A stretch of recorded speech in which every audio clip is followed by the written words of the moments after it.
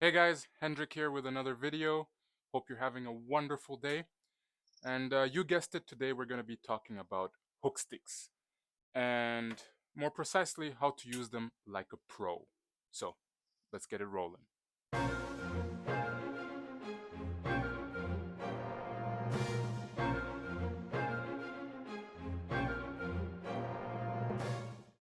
There are many different types of hook sticks out there. Small ones, big ones, bigger ones, and everything in between. As with a lot of stuff, I'm a big advocate of slowly building a collection of material. Hook sticks, tongs, tweezers. Uh, these guys are a bit more expensive, so if you can afford to, sure. Before we get started, I just want to make a quick case of hook stick versus tongs. Tongs, also called snake grabbers, as the name says, grabs snakes. Whereas hook sticks give a little bit more room for the snake to move, so you get to know the snake better. Of course, it gives the snake the opportunity to move unlike you would want it to move, and that might not end very well for you. That being said, with hook sticks, if you use them correctly, the snake is going to be calmer. And that's very important because if you grab a snake, the analogy I like to make is like grabbing someone by the neck or like pushing them away somewhere on the torso, on the back. The guy you're going to push away from the torso or the back, slowly nudge him out of your way, is going to be less irritated about it than the guy you push away by the neck. That's probably going to end in a fight. If someone grabs me by the neck, I'm not going to be very happy. So that's why I generally tend to prefer hook sticks, although they might be a little less safe. But that being said, today we're going to talk about safely working with snakes using hook sticks because it's really rewarding and it builds trust between you and the snake. A lot of the stuff I'm going to talk about here, I learned at Dingo's. I was an intern and a volunteer at Dingo's, and I consider Dingo one of the best. He was one of the best handlers with a hook stick. Now, there is a time and place for tongs. When I'm working with mambas, I prefer using tongs, although sometimes hook stick will do. Mambas are just so fast and can be unpredictable. And then when I need to neck an elapid, I will generally use tongs as well because you can grab them by that first third close to the head. They move backwards, and then you can tighten your grip, grab them by the head, and do what you need to do. Inject stuff, antibiotics, or get rid of eye caps, whatever you might be trying to do. There is a time and place for tongs, but most of the time, really, when I'm handling hook sticks, especially when I'm in a controlled area, such as here, where I have control of space and I know the snake. So the most important thing when you're working with a hook stick is take your time. Don't rush. If you need to re-grab the same coil or hook the same coil 10 times, do so. Don't be in a rush to die, okay? Take your time, and at some point, hopefully, what you want to happen is going to happen. Just try and try and try again. We're trying to be safe. We're not trying to get bit. When I was at Dingo's, he always advocated for us to wear one glove on the side that wasn't holding the hook stick. Actually, he advocated for people to wear gloves on both sides because he didn't want his volunteers to get bit. But over the years, with time, I generally leave the glove to the side. It depends on the situation. Why? Is because the gloves take away feel. And I like to feel what's happening. I like to feel the muscles of the snake contracting. Because another point is, you really need to start studying the animal. How does it move? How does it coil up before it strikes? You know, all these things. And they're often these tiny little things that you can't verbally express, but in your brain it clicks. Oh, I just saw this thing. I just saw the eye twitch. I just saw it gaping its mouth, whatever it might be. And it's going to differ from animal to animal, species to species. But you see these little things and you're like, oh, okay, it's going to strike. Oh, it's moving away. Now I can grab the tails. Now, that being said, we're going to be working on a forest cobra, which is quite up there with animals to work on.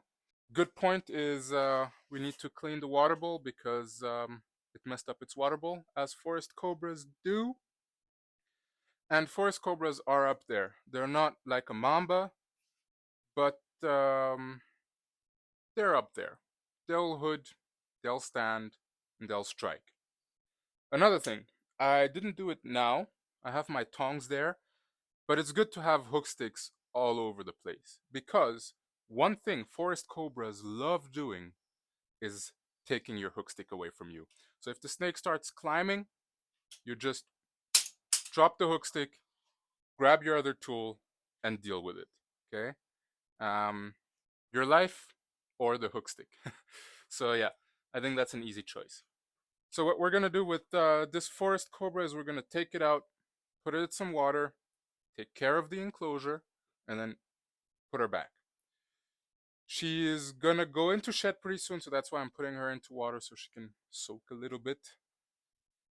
This is also something we used to do at dingoes. Every single snake soaked once a week, every week. I don't do it here. I do it when snakes are about to go into shed sometimes. I really don't have shedding problems, to be honest, with my snakes. They all shed pretty well, and that is because I keep on top of water. Water is always filled up. Snakes that need to be sprayed are sprayed. Humidity is correct, and then you're not going to have shedding issues. Enough rambling around, so let's go in. You probably can't see it very well, but the snake is coiled up. The snake is coiled up.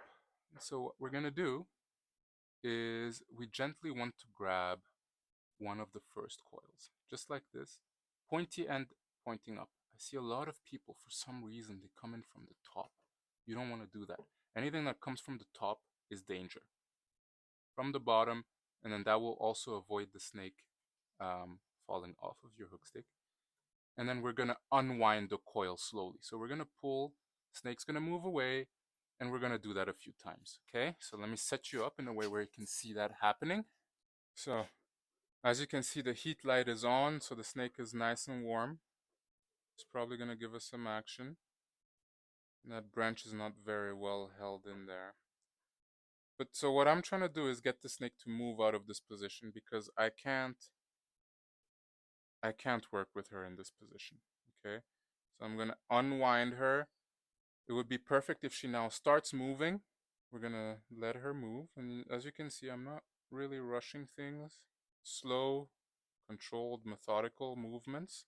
Snake's coming out. So as you see, forest cobras being arboreal animals want to go up. I'm going to show you a little trick later because you can use that with snakes. If you kind of fake a position where they can go up or feel like they can go up, they're going to use that and they're not going to concentrate on you. Another thing is I'm not moving that much. If I'm all over the place, that snake is going to become very hectic. And you see, so she's inching forward, and as she's inching forward, I'm lifting the hook. So she feels as she is going forward, but she's not. I'm controlling where she goes. And so here, once we're here, we want to grab the tail, don't we? Again, see, I'm not moving my feet. Snake is not gonna try and strike at me. She's nice and elongated now, and I can gently grab the tail. Don't move your feet. See? Don't move my feet, and the snake doesn't know it's me. Cool. Now you have a cobra and a hook stick. Making it look easy, but practice. Practice makes perfect. So what I'm trying to show you here now is the thing with going up. Well, now she's not going to do it. See that? She tried. She was going to come back up my hook stick. If I didn't notice that, she would have come up the hook stick and I would have had to drop the hook stick. Another thing is, if you keep the front body on the ground, the front part of the body on the ground, they're going to try and move away or climb up on themselves, but not with much success. But yeah, if you keep the front part of the body on the ground, generally they're going to try to move away, right? As long as you don't put too much pressure into it, she's going to try to move away. And see what I'm talking about? Taking my hook stick. So what am I gonna do? Drop it. Dropped my hook stick. Would have grabbed another one, but see now she's just moving away, so I can grab my hook stick again. There you go. So I want to show you here. Hopefully she's gonna do it. Yeah. Look. So I'm giving her a place to go up, and she's trying to go up. She's not really concentrating on me. This position here is actually quite dangerous though, because if the snake slips off the hook, then the snake is on your hand. And I've seen that happen with people. I've seen someone get bitten like that. Um, so yeah, be mindful of that. Another thing, when you're grabbing your hook stick, see the way I'm grabbing it here? The snake is not that heavy, so it's okay. But if you're working with bigger, heavier snakes, grab the hook stick a bit further up front so it's an extension of your arm. See, all this time she didn't hood up. Now, I could really easily make her hood up. There you go. And now she's gone skits. But if I stay nice and calm, don't move, don't rush things, snake is going to be kind of an extension of yourself. Sure, she's been in captivity a while, still a wild animal though. And not moving my feet, and everything is okay. Cool, now we're going to open the box a tiny bit and see if she goes in there easy. Little moment of concentration. Well, I'm losing grab of my tail hold here, so let's try that again. Get a better hold. And now she's entangled in my box, so have to let that go. Let the snake work itself through. And then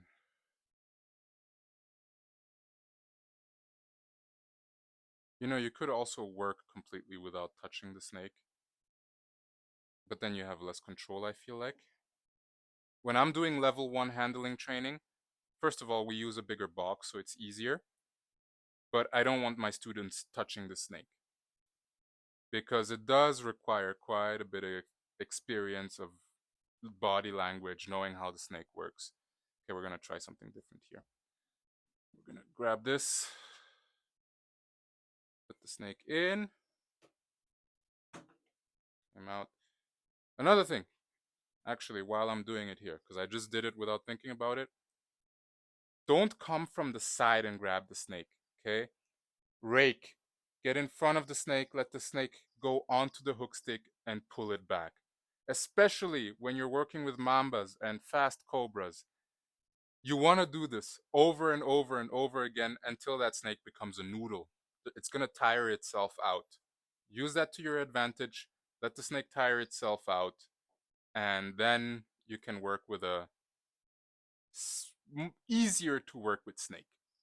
I'm not going to say easy to work with, especially mambas.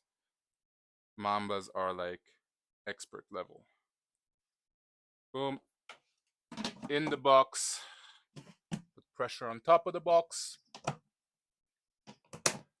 Close it. Clean the enclosure. Put the snake back in. I'm not going to disturb her much more. I'm just going to take her, put her back in. So I think I'm going to end the video here. I hope you have some takeaways. And like everything, guys, practice, practice, practice. Don't bother your animals senselessly, okay? But for normal maintenance, as I'm doing here, do it. Don't put your hands inside a venomous snake enclosure. Like rule number 1. If you need to do work, you don't have a safe box, practice it. Maybe get a bigger tub. This might have been a bit small, but this is what I had on hand. Yeah, man. Practice makes perfect. And on that note, I'll see you guys in the next video. Peace.